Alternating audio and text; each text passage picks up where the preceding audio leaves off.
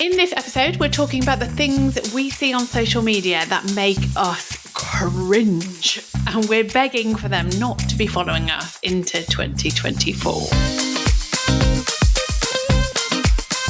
You're listening to JFDI with the two Lauras. This is the weekly podcast where the two of us chat about all things related to building a business as a freelancer. We're on a mission to help more social media freelancers to build profitable businesses that fund their lifestyle and work around their families. And this is where we share tips, advice and inspiration about business, marketing and social media. And we occasionally have the odd rant too.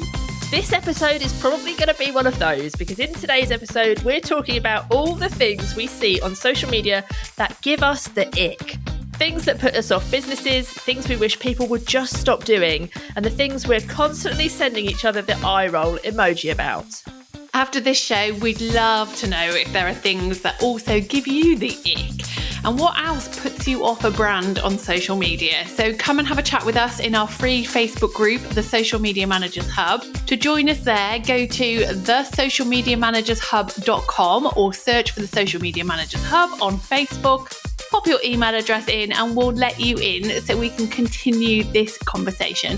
We'd also love to know where you're listening. So take a selfie or take a screenshot, pop it in your stories and tag us at the two Lauras. Okay, so let's dive in with these icks. Should we start with what actually we mean by an ick? What, in case my mum's listening? Well, yeah. But like what we mean by an ick is when we see something on social and we send each other the eye roll emoji or like the puking emoji and we're just like, oh, why are you doing that? Like, oh, don't do it. Yeah, so that's what we mean by an ick. We probably spend way too much of our time going, I just don't understand why they're doing this. Yeah, definitely. And you kind of want to reply, don't you, with like some advice. Don't do this. Yeah, 100%. Okay, so we've both written down some icks of our own for us to discuss with each other, which could be quite interesting because I don't know what yours are and you don't know what mine are. We may have written down the same ones. We may well have done. Okay, so I think it's probably worth saying everything we say, like we're saying with love. As they say. Oh my God. Laura Davis. That is my first ick. Like, ick to that. Do you know those passive-aggressive posts on social where they're like, oh, bless you, you shouldn't do this, this and this. I say this with love. You're not saying it with love. Like, you don't love them. Ick. Yeah. Either say it and own it or just don't say it. It's the saying it with love bit. It's just like, no, it just gives me the ick. So that's my first ick. Oh, we've covered that one off. It is true. I saw a post just today with that. They were like really critical of people, really critical of businesses. And then it just signs off with said with love. And it's just like, what do you think that actually means? It's like, what? So if you say said with love, that means you can just basically slate a whole group of businesses that might be doing something wrong. Someone's going to totally send me a screenshot of somewhere where I've said that. I guarantee it. I cannot imagine you ever saying that. I definitely wouldn't say it to you. You do just own it. Like if you're pissed off about something, you'll just own it. You won't say send with love. No, this is true. Like send with aggression. Okay, well that's number one. That's my first ick. Should I give you another one? Give me another one. Okay.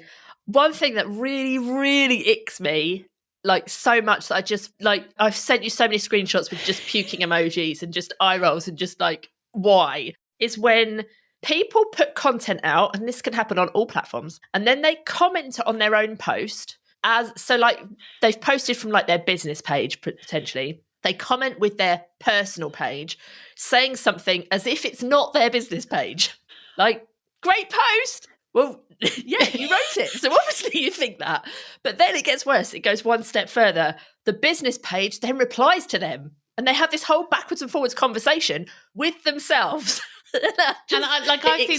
I get that, and that icks me too, and I know exactly which ones you're probably referring to. But I think like this happens as well with social media managers when they post as their client, and then they go and log on to their account, and then they go and comment as well. It's all it's tactical. That is just bullshit. If we just all create content that works, it's people worrying about the algorithm more than they're worrying about creating good content. They're thinking, if I can get some quick comments in, it's going to help the algorithm. Like, just create good content that gets comments. If it doesn't get comments, then learn from that and do something different next time. It's not a big problem. And I think as well, often these are people who would be totally against like comment pods, but they're basically their own comment pod. It's just weird. It's a comment pod without And friends. I think also how a lot of these platforms work is when they're actually then showing that post to other people, they often show the first comments like in the preview, and the first comment is from the person who's wrote the post going, "Great post." It's like, what? It's just weird. So that's my ick. Ick. Just before we move on to my ick, that all that is doing is highlighting someone I don't think who is confident they know what they're doing. So just don't do it, guys. Yeah. Right. So my first one is banners on Instagram profiles where each individual, so I'm talking about the top 3 image that people pin at the top, where the individual posts don't work on their own. The amount of times I see things like a dog's arse on the edge of a post or half of someone's leg just randomly on a post. Or half of a word. Yeah. Or that's the worst part, is that you know, you can probably argue, well, someone's putting a dog's arse. Analysis, and it just says anal. Anal. Yeah, so they really, really annoy me. It's like the modern day person posting in the whole grid of 9. Oh, you remember people used to post all 9, and then people went to just posting 3. And then as soon as you posted, and then they had to always post in 3s to keep it as a 3. Like, this is the modern day equivalent of that. And it's just like, people don't look at your bloody profile. Like, they only look at your profile because they're snooping about you. Like, just seeing if you've got a dodgy banner at the top of it. Yeah, or because they're trying to figure out what's the front end of dog's arse. Like, or is it really anal? Oh, hang on. So maybe it is tactical. Maybe. It's just really annoying when you see those individual posts in your feed. Like, this and I wish we had the video for this, because you should see how much she's flapping her hands right now. The individual posts, see, 3 posts that are going to be pinned, which we see randomly in our feed, they use the same copy on each one. Like, what a waste! What an absolute waste! At least use 3 different types of copy, where maybe you're going to tap into different keywords and you try and be a bit strategic about it. Not just copy paste the same things. Yeah, it's like they're literally only creating those posts for the banner. They're not also thinking, well, someone's going to see this in their news feed. Maybe someone might share it in their stories, which they're not going to if it's a dog's arse. They probably will send it to someone in a DM. But do you not want your content to also potentially be shown like in a hashtag feed or in the explore feed? Like, there's so much opportunity you're missing. It's just weird. I just don't get it. Better ways, I think. Go on then. So how should people be doing it? I think you could still have a brilliant banner at the top of your profile, but each element of that, each one of those 3 posts should work on its own as a post. And there shouldn't be any words that overflow. Patterns, great. Have a couple of lines that overflow into the next one. Brilliant. But you don't need to have the words that overflow. That post should work on its own, and don't have half a dog's arse. And do have different copy in each, because what if somebody sees all 3 of those? Do you not want to potentially tell them 3 different things, or the same thing in 3 different ways, so that it kind of makes more sense to them? Just don't waste that post. Because I think now I've calmed down a bit. What I struggle with is, and this is just personal to me, and this is probably why I would never say to us, well, let's have like a banner like that. It's because we change what we want in our top 3 pinned posts all the time, because we have what's up there is strategic, but sometimes we don't need to change all 3. We don't want to change all 3. We want to keep 2 of them up there, but we want to just take down one of them and repin, and you can't repin it where you unpin. Say with the middle one, you can't move it. Not like that game where you just push the little squares around when you were little. Oh yeah, what was that called? I used to love that. Yeah, it's not like that. In many ways, maybe Instagram should be like that, but it's not like that. So then you have to redo all 3. and then you're posting all 3 again in one go. Yeah. So if they can, I'm all for the pinned posts. I think the pinned posts are great. I'm all for you creating content purely for the purposes of them being pinned. Like, I get that, nice and strategic. I'm there for it. But don't make it that you can't then take one down and replace it with something that's more strategic. Yeah, agree. And imagine if you put all 3 of those up, they've all gone through the newsfeed, and then you notice that there's a typo. You've got to do it all again. Yeah. That will ignore her out even more. That would totally be me, though. me and my typos. Okay, go on. What's your next ick? Okay. My next ick is people sharing the viral hacks and templates when they've never gone viral. They've got like 13. Oh my God. Or, their content never gets engagement. Yeah. Because I love going and checking them out on Social Insider. Yeah. And seeing if actually they've ever had a post go viral. And I speak here having gone viral multiple times for clients. I would never really talk about that because I have never gone viral for my business. Yeah. So that just generally irritates me. But also, it's like I had a conversation once with a client, and they got on a call with someone who wanted to do some content creation for them. And I was on the call, my client was on the call to talk about how that would work with more kind of strategically with what I was doing. And honestly, I just had to hide my mouth on several occasions where he was talking about he knows the viral formula, and he will use that viral formula to create the content for my client. And I was like, pretty sure he doesn't know the viral formula for that particular account. Like, one thing goes viral on one account. It's not. Is there a viral formula full stop? No. And of course I was just sat there and I'm like thinking, oh my God, this is just awful. Just kind of making notes of all the reasons why this person should not be hired. And you could see my client was sat there taking it all in, he's a very respectful businessman. I'm not he knows what he's doing, but you can see he was saying, oh wow, yeah, well that would be handy if we could go viral. Yeah, okay, tick, yeah. Whereas I'm putting a big cross, he's putting a big tick. So if I hadn't have been there on that call, he would have totally been like, yeah, well, and I'd have had a call later from my client saying, I've spoken to this content creator, he's got the viral formula. Yeah. It's just bullshit. We've all got to cut the crap and stop talking bullshit. And at the end of the day, yes, things go viral, but half the time things go viral, it's bloody luck. It's luck. It's the just right place, right time, right message. Going viral should not be on anyone's priority list. It's just sometimes a good thing if it happens, but more often than not, it's a bloody nightmare when it happens. And I speak from experience. It's the ads for the viral Reels templates that you see. You're like, okay, let's go and see if these work. So you go over onto their account, you look at their Reels. Oh, firstly, they're not even using those templates. And then secondly, they're probably getting 200 views. Yeah, you're really smashing it. You're really in the right place to be selling viral Reels templates. Come on. Yeah. Ick. Yeah, I'm glad you agree.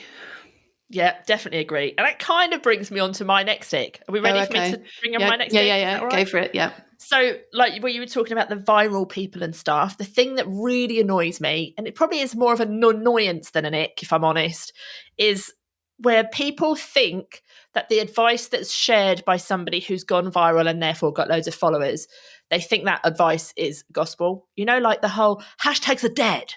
I know that because I've had 10 viral reels and I didn't use hashtags on any of them. Therefore, hashtags are dead.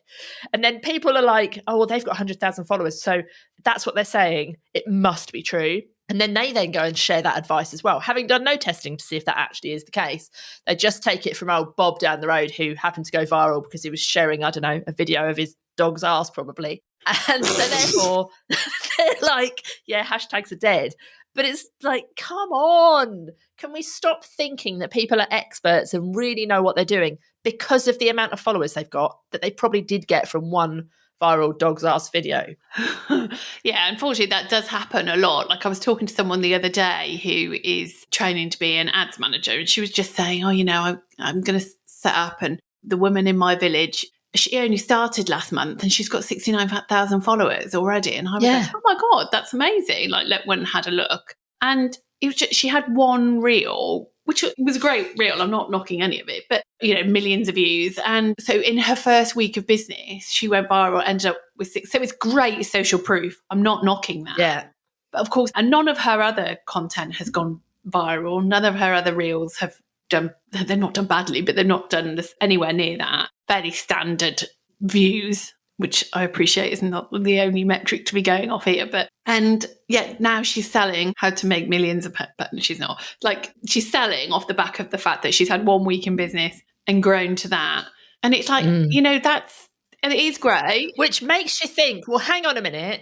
You went viral, you got all these followers for your business, but clearly they weren't the right ones because they're not buying what you're buying. So therefore you're selling something else. Well, maybe, yeah. It doesn't make sense. But it's, people worry about starting a business and going, and I've had conversations this week, in fact, where people are like worried about starting their business. They've got, they've worked in marketing all their life maybe, and they've decided to go freelance. And they feel like if they're starting a social account and they don't have followers, it makes them look bad. And I just think we've all got to get over this, because it just doesn't. What I would absolutely love the social platforms to hide the follower numbers. Like, why do we need to know how many people follow someone? It's a pointless metric. I wish they would just hide it. I get way more kind of enjoyment from content. I get way more value from small accounts. The people who are massive accounts just seem to talk shite. This is obviously sweeping statements, and I'm going to probably regret that. Yeah, because there will be people saying it with love. No, but there will be people who have got big accounts and great content. So that was a ridiculously sweeping statement. But you get what I'm saying. Like, you can just get just as much value from someone who's only got 300 followers, but they know their shit and they're happy to share it, and they're sharing great value and they're really useful, and you can tell what they're saying is logical and makes sense. And, they've got proof to talk about. It's that kind of stuff that we should be listening to, not someone just because they've got 100,000 followers or connections or whatever they're called over on LinkedIn, not to exclude the LinkedIn people. Like, that doesn't make them an expert. It just makes them good at potentially building an audience. And that's very different to a business that is good at making sales from social media. And I know the more people that are in your world, the more people that in theory might buy, but only if that person is good at getting a follower to a customer. There's an art to that. There's a craft, there's a skill. So we can't, just because you can grow a following, it doesn't mean you can grow a following of customers. Yeah, agree. 100%. I went slightly off on a little bit of a tangent there. That's fine. But that's a good ick. Okay. Do you want to go next, or am I going next? Yeah. I've got another one. My next ick is... I've only got one more, by the way. This can be my last one. That's fine. I spend a lot of time, obviously, on Facebook. Facebook is my platform that I like. And I see a lot of ads being on Facebook, obviously. And one thing that really icks me is when there's a really great ad and you can see there's loads of comments on it. So you open it up because you're really nosy, like me. And you actually see that every single person who's commented has had the same reply from the brand. It's like copy and paste job, or they're obviously using some sort of chatbot to say the same thing. And it's like, if you're using a chatbot, or even if you're copy and pasting, at least like have a few different varieties of what you're saying, so it doesn't look so much like that. So it doesn't look so automated, so that those people actually feel like you have taken the time to actually respond to them properly. And therefore they might actually go and buy whatever crap it is you're selling. But it annoys me so much that somebody will ask a question and the person won't answer the question. They're just like, oh, that's great to hear from you. Here's the link to buy. Like, they didn't ask you how to buy. They asked you if it was available in size 10. Like, it just annoys me so much. Ick. Yeah, no, I'm here for that ick. I don't actually see that a lot, though, but then maybe you spend more time on Facebook than I do. I do see it, though. But I just see what you create with our mini chatbot, where there is such variety in our responses. So maybe I just assumed everybody was as good as you, Laura. Yeah, my variety being sending you a message, sent you a DM, check your inbox, go and look at your messages. Some of them will have a heart emoji, but even so. That is variety. It's good. It's good. More variety than I'm seeing in the Facebook ads. So yeah, I just wish they would put a little bit more effort in so I don't have to keep rolling my eyes. Go on then, what's your last one? My last one actually is kind of a bit similar because it's like automated.